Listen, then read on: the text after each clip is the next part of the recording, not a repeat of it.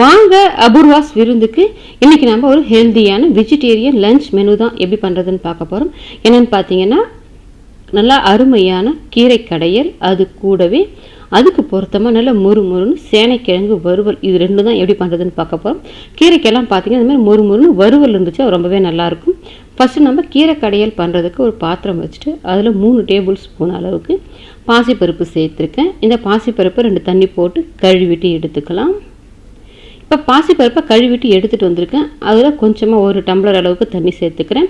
தண்ணி சேர்த்துட்டு இந்த பாசிப்பருப்பை ஒரு 20 நிமிஷத்துக்கு நம்ம ஊற விட்டுடலாம். நம்ம ஊற வச்சுட்டு வேக வைக்கும்போது நல்லா சீக்கிரமாகவே மலர்ந்து வெந்து வந்துடும். இப்போ பாசிப்பருப்பு நல்லா ஊறி வரட்டும். இப்போ நம்ம சேனைக்கிழங்கு வறுவல் பண்ணுறதுக்கு நான் இந்த சைஸில் இந்த மாதிரி மெல்லுசாக தான் கட் பண்ணியிருக்கேன். இந்த மாதிரி மெல்லுசாக கட் பண்ணும்போது நம்ம எண்ணெயில் பொரிச்சிட்டு எடுக்கும்போது நல்லா மொறுமொறுன்னு இருக்கும். இதை நம்ம வேக வைக்கல, அப்படியே தான் நம்ம மசாலா போட்டு மேரினேட் பண்ணி எடுத்து வைக்க போகிறோம். நீங்கள் வேக வைக்காததுனால காரல் அடிக்குமோ தொண்டை காரமோ நினைக்கிறீங்க, அந்த மாதிரிலாம் எதுவுமே ஆகாது. நம்மளால் மசாலா போட்டு ஊற வச்சுட்டு செய்யும்போது நல்லா மொறுமொறுன்னு சாப்பிட்றதுக்கு டேஸ்ட்டாகவும் இருக்கும், காரலும் அடிக்காது. இப்போ இந்த சேனைக்கிழங்குக்கு தேவையான அளவுக்கு உப்பு, காரத்துக்கு 1 டீஸ்பூன் தனி மிளகாத்தூள், நீங்கள் கொஞ்சம் உங்கள் காரத்துக்கு தகுந்த மாதிரி மிளகாத்தூள் சேர்த்துக்கோங்க. அது கூடவே 1.25 ஸ்பூன் மல்லித்தூள், 1/4 ஸ்பூனுக்குமே குறைவாக மஞ்சத்தூள், அந்த மசாலா வாசனைக்காக 1/2 ஸ்பூன் கரம் மசாலா. இந்த மசாலாவெல்லாம் ஒட்டி பிடிச்சிட்டு மொறுமொறுன்னு கிடைக்கிறதுக்காக 1.5 ஸ்பூன் அளவுக்கு கடலை மாவு சேர்த்துக்க. உங்கள்கிட்ட கடலை மாவு இல்லைன்னா அதுக்கு பதிலாக பச்சரிசி மாவு கூட சேர்த்துக்கலாம். இதெல்லாம் இஞ்சி பூண்டு பேஸ்ட்டு சேர்க்கலை. நீங்கள் விருப்பப்பட்டீங்கன்னா 1/2 ஸ்பூன் இஞ்சி பூண்டு பேஸ்ட்டு சேர்த்து பண்ணிங்கன்னா அந்த மசாலா வாசனையும் சேர்ந்து இருக்கும். இப்போ கலந்து பார்த்துட்டு தேவைப்பட்டுச்சுன்னா கொஞ்சமாக ஒரு டேபிள் ஸ்பூன் அளவுக்கு தண்ணி தெளிச்சிட்டு இந்த மசாலாவை எல்லாத்தையும் நல்லா கலந்து விட்டுக்கோங்க. இந்த மாதிரி நம்ம கலந்து விட்டு எடுக்கும்போது நல்லா ஒன்றா சேர்ந்து வந்துடும். இப்போ பார்த்தீங்கன்னா மசாலா எல்லாத்தையும் சேர்த்து நல்லா நான் கலந்து விட்டுட்டேன். மசாலா எல்லாத்துலேயுமே நல்லா கோட்டாகி இருக்குது, எல்லா சேனைக்கிழங்குலையுமே. இப்போ நம்ம இதை ஒரு தட்டு போட்டு மூடி வச்சுட்டு ஒரு 3/4 மணி நேரம், டைம் இருந்துச்சுன்னா ஒரு 1 மணி நேரம் கூட ஊற விடுங்க. இந்த காரம் எல்லாமே நல்லா ஏறிட்டு நல்லா வாசனையாகவும் இருக்கும், அதே சமயத்தில் அந்த காரல் எதுவுமே இருக்காது. இப்போ நம்ம மூடி வச்சிடலாம். நம்ம கீரையெல்லாம் கடைஞ்சிட்டு சாதம் அடிச்சுட்டு எல்லாம் பண்ணும்போது நல்லா ஊறி இருக்கும். இப்போ இதை ஒரு தட்டு போட்டு மூடி எடுத்து வச்சிடலாம். இப்போ பார்த்தீங்கன்னா 20 நிமிஷமாக பாசிப்பருப்பு நல்லாவே ஊறி வந்துருச்சு. இப்போ பருப்பு வேக வைக்கிறதுக்கு 10 சின்ன வெங்காயம் எடுத்து 2 கட் பண்ணியிருக்கேன். ஒரு சின்ன சைஸ் தக்காளி, காரத்துக்கு 4 பச்சை மிளகாய் உங்கள் காரத்துக்கு தகுந்த மாதிரி சேர்த்துக்கோங்க. ஒரு பூண்டு தோல் எடுத்துகிட்டு வச்சுருக்கேன், முழு பூண்டு எடுத்து. இப்போ இது எல்லாத்தையுமே ஒன்றாவே சேர்த்துட்டு 1/4 ஸ்பூன் பெருங்காயத்தூள், 1/4 ஸ்பூன் மஞ்சத்தூள் சேர்த்துட்டு இந்த பருப்பை நம்ம வேக விட்டுடலாம். பருப்பு ரொம்ப குழையக்கூடாது, மலர்ந்து வெந்து வந்ததுன்னா போதும். பருப்பு வேகும் போதே பூண்டு வெங்காயம் எல்லாமே நல்லா ஒன்றாவே சேர்ந்து வெந்து வந்துடும். இப்போ கலந்து விட்டுட்டு அடுப்பில் வச்சுட்டு நம்ம இந்த பருப்பை வேக விட்டுடலாம். நமக்கு பாசி பருப்பு வேக ரொம்ப டைம் எடுக்காது, தவிரவும் நம்ம ஊற வச்சு எடுத்து வச்சுருக்கோம். ஒரு 10-15 நிமிஷத்துலேயே வெந்துடும். இப்போ பார்த்தீங்கன்னா பருப்பு நல்லா வெந்துடுச்சு. உங்களுக்கு பார்க்கும்போதே தெரியும், பாருங்கள் நல்லா பருப்பு நல்லா மலர்ந்துருக்கு, அதே சமயத்தில் குழைவாக ஆகி வரலை. இந்த அளவுக்கு வேக விட்டோம்னா போதும். நான் பருப்பு வேகிறதுக்கு கொஞ்சம் அளவாக தான் தண்ணி ஊற்றிருக்கேன். கீரை வேகிறதுக்கு இந்த அளவுக்கு தண்ணி இருந்துச்சுன்னா போதும். ஒரு கட்டு அரைக்கீரை எடுத்து நல்லா நான் க்ளீன் பண்ணிவிட்டு மண்ணெல்லாம் போக கழுவிட்டு எடுத்து வச்சுருக்கேன். இதே மெத்தடில் நீங்கள் அரைக்கீரைக்கு பதிலாக முளைக்கீரை, சிறுகீரை எது இருந்துச்சுனாலும் நீங்கள் சேர்த்துக்கலாம். இப்போ நான் 1 கட்டு அளவுக்கு எடுத்திருக்கேன். இந்த கீரை பார்த்து நம்ம சேர்க்கும்போது நிறைய இருக்கிற மாதிரி தான் இருக்கும், வெந்து வரும்போது சுருங்கிட்டு குறைவாயிடும். இப்போ அந்த கீரை எல்லாத்தையுமே நம்ம சேர்த்துட்டு நல்லா கலந்து விட்டுட்டு கீரையை வேக விட்டுடலாம். கலந்து விட்டுக்கோங்க, நல்லா எல்லாம் ஒன்றா சேர்ந்து வரும். தண்ணி கொஞ்சம் நான் அளவாக தான் வச்சுருக்கேன். இப்போ நான் கீரையை நல்லா கலந்து விட்டுட்டேன். பாருங்கள் நிறைய இருந்த மாதிரி இருந்து கலந்து விட்டவுடனே சுருங்கி குறைவாயிடுச்சு.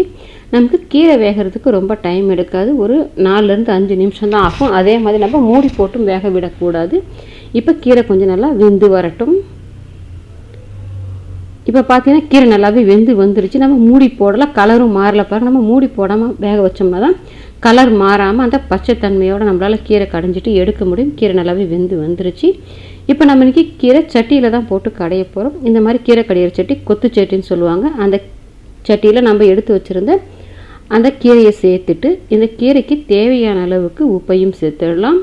நம்ம உப்பை சேர்த்துட்டு மத்து வச்சு நல்லா கடைஞ்சி விட்டுக்கலாம். இந்த மாதிரி கீரை நல்லா சூடாக இருக்கும்போது கடைஞ்சோம்னா நமக்கு நல்லா மைய வச்சு எடுக்கிறதுக்கு ஈஸியாக இருக்கும், நல்லாவே மஞ்சி வந்துடும். இப்போ சூடோடு நம்ம சட்டியில் போட்டு மத்து வச்சுட்டு கடைஞ்சிக்கலாம். நீங்கள் மிக்சியில் போடுற மாதிரி இருந்தால் சேர்த்துட்டு பல்ஸில் போட்டு எடுத்திங்கன்னா போதும்.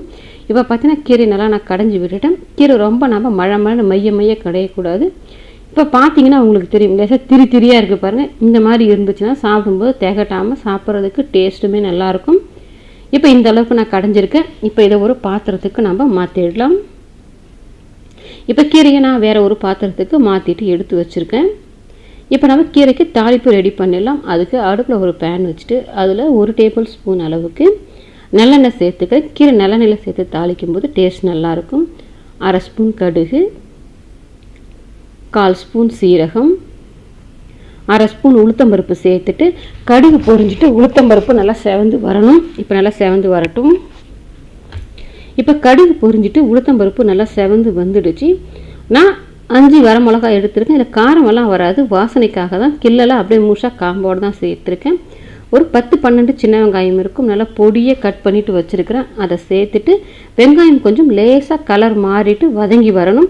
நம்ம இந்த மாதிரி சின்ன வெங்காயம் நல்லா வதக்கிட்டு சேர்க்கும்போது கீரை சாப்பிடும்போது அங்கங்கே கடிப்பட்டுச்சுன்னா டேஸ்ட் ரொம்பவே நல்லாயிருக்கும். இப்போ வெங்காயம் பார்த்திங்கன்னா நல்லா லேசாக கலர் மாறிட்டு வதங்கி வந்திருக்கு பாருங்கள். இந்த அளவுக்கு வெங்காயம் வதங்கி வந்தால் போதும். இப்போ நம்ம அடுப்பை ஆஃப் பண்ணிவிட்டு இந்த தாளிப்பை கீரையில் சேர்த்துக்கலாம். இப்போ கீரையில் சேர்த்துட்டு நம்ம நல்லா கலந்து விட்டுடலாம். இப்போ நமக்கு நல்ல சுவையான அரைக்கீரை கடையில் ரெடி ஆகிடுச்சு. இப்போ பார்த்தீங்கன்னா ஒரு 3/4 மணி நேரத்துக்கு மேலே கூட இருக்கும். நம்ம இந்த சேனைக்கிழங்க மசாலா போட்டு வச்சுருந்தது இப்போ நம்ம வறுவல் பண்ணிக்கலாம். அதுக்கு அடுப்பில் ஒரு பேன் வச்சுட்டு அதில் 2 டேபிள் ஸ்பூன் அளவுக்கு கடலை எண்ணெய் சேர்த்துக்கிறேன். நம்ம இந்த மாதிரி பேனில் போட்டு ஃப்ரை பண்ணும்போது கொஞ்சமாக எண்ணெய் சேர்த்தோம்னாலே போதும். அது பரவலாக இருக்கிறதால நல்லா வறுக்கிறதுக்கு ஈஸியாக இருக்கும். இதையும் நீங்கள் கடாயில் கூட போட்டுட்டு வறுத்துக்கலாம். கொஞ்சம் எண்ணெய் அதிகம் ஊற்றுற மாதிரி இருக்கும். இப்போ எண்ணெய் காஞ்சிடுச்சு. நம்ம மேரினேட் பண்ணி வச்சுருந்த அந்த சேனைக்கிழங்கு ஒன்றோட ஒன்று ஒட்டாதபடிக்கு தனித்தனியாக ஒன்றா எடுத்து இந்த மாதிரி வச்சு விட்டுட்டு அடுப்பை மீடியம் ஃப்ளேமில் வச்சுட்டு வேக விட்டுடலாம். இப்போ பார்த்தீங்கன்னா நல்லா ஒரு சைடு வெந்து வந்துருச்சு. அடுப்பு மீடியம் ஃப்ளேமில் வச்சுட்டு வேக வச்சுருந்தேன். தீஞ்சி போகாமல் அதே சமயத்தில் பாருங்கள் நல்லா கிறிஸ்பியாக கோல்டன் கலரில் ஒரு சைடு ஃபுல்லாக நல்லா வெந்து வந்துருச்சு.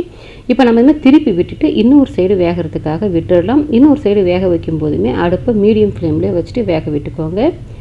இப்போ பார்த்தீங்கன்னா 2 சைடுமே நல்லாவே வெந்து வந்துருச்சு. இப்போ இந்த மாதிரி 2 சைடுமே நல்லா வெந்து வந்த பிறகு உங்களுக்கு பார்க்கும்போதே தெரியும் நல்லா கிறிஸ்பியாக இருக்குது பாருங்கள். நல்லா மொறு சாப்பிட்றதுக்கு அந்த காரல் எதுவுமே இல்லாமல் அருமையாக இருக்கும். இப்போ நம்ம எண்ணெயை வடிச்சிட்டு இந்த சேனைக்கிழங்கை மட்டும் வெளியில் எடுத்துடலாம். நம்ம மறுபடி ஃப்ரை பண்ணுறதுக்கு மீதம் இருக்கிறதுக்கு எண்ணெய் புதுசாக ஊற்றணும்னு அவசியம் இல்லை. இந்த எண்ணெயிலே நம்ம மறுபடி மீதம் இருக்கிறதையுமே சேர்த்துட்டு ஃப்ரை பண்ணிவிட்டு எடுத்துக்கலாம். நமக்கு நல்லா ஒரு ஹெல்த்தியான லஞ்ச் மெனு ரெடி ஆகிடுச்சு. நீங்களும் உங்கள் வீட்டில் இது மாதிரி அரைக்கீரை கடையில் அது கூடவே அதுக்கு பொருத்தமாக சேனைக்கிழங்கு வறுவல் ரெண்டுத்தையுமே ட்ரை பண்ணி பாருங்கள். ரெண்டுமே ரொம்ப பொருத்தமாகவும் டேஸ்ட்டாகவும் இருக்கும். ட்ரை பண்ணி பார்த்துட்டு எப்படி வந்ததுன்றதை கமெண்ட் செக்ஷனில் சொல்லுங்கள். லைக் பண்ணுங்கள், ஷேர் பண்ணுங்கள், அபூர்வாஸ் விருந்துக்கு சப்ஸ்கிரைப் பண்ணுங்கள். கூடவே பெல் பட்டனையும் கிளிக் பண்ணுங்கள். அப்போ தான் என்னோடய அப்லோட்ஸ் எல்லாம் உங்களுக்கு உடனடியாக கிடைக்கும்.